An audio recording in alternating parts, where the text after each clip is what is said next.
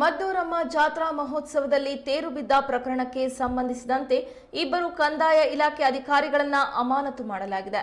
ಕಂದಾಯ ಇಲಾಖೆಯ ರಾಜಸ್ವ ನಿರೀಕ್ಷಕ ಪ್ರಶಾಂತ್ ಹಾಗೂ ಗ್ರಾಮಾಡಳಿತಾಧಿಕಾರಿ ಡಿ ಕಾರ್ತಿಕ್ ಅವರನ್ನ ಜಿಲ್ಲಾಧಿಕಾರಿ ಅಮಾನತುಗೊಳಿಸಿದ್ದಾರೆ. ಆನೇಕಲ್ ತಾಲೂಕು ಹುಸ್ಕೂರು ಗ್ರಾಮದಲ್ಲಿ ಮಾರ್ಚ್ 22ರಂದು ನಡೆದ ಮದ್ದೂರಮ್ಮ ದೇವಿಯ ಜಾತ್ರಾ ಮಹೋತ್ಸವದ ತೇರು ಬಿದ್ದು ಇಬ್ಬರು ಮೃತಪಟ್ಟು 8 ಮಂದಿ ಗಾಯಗೊಂಡಿದ್ದಾರೆ. ಘಟನೆಯ ನಂತರ ಸಂಬಂಧಪಟ್ಟ ತಹಸೀಲ್ದಾರ್ ಅವರನ್ನ ವಿಚಾರಣೆ ನಡೆಸಿ ವರದಿ ಸಲ್ಲಿಸುವಂತೆ ಸೂಚಿಸಲಾಗಿತ್ತು.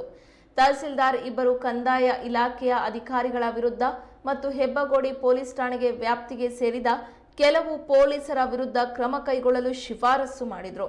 ಜಾತ್ರೆಗೆ ಮುನ್ನ ದೇವಾಲಯದ ಸಿಬ್ಬಂದಿ ಮತ್ತು ಇತರ ಸರ್ಕಾರಿ ಇಲಾಖೆಗಳೊಂದಿಗೆ ನಡೆದ ಸಭೆಯಲ್ಲಿ 80 ಅಡಿ ರಥ ನಿರ್ಮಿಸಲು ನಿರ್ಧರಿಸಲಾಯಿತು.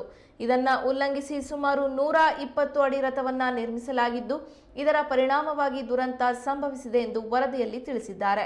ಈ ಪ್ರಕರಣ ತಡೆಯಲು ಸ್ಥಳದಲ್ಲಿದ್ದ ಕಂದಾಯ ಹಾಗೂ ಪೊಲೀಸ್ ಇಲಾಖೆ ಸಿಬ್ಬಂದಿ ವಿಫಲರಾಗಿದ್ದಾರೆ ಎಂದು ಆನೇಕಲ್ ತಾಲೂಕು ತಹಸೀಲ್ದಾರ್ ನೀಡಿದ ವರದಿ ಆಧಾರದಲ್ಲಿ ಜಿಲ್ಲಾಧಿಕಾರಿ ಜಿ ಜಗದೀಶ್ ಅವರು ಅಮಾನತು ಆದೇಶ ಹೊರಡಿಸಿದ್ದಾರೆ.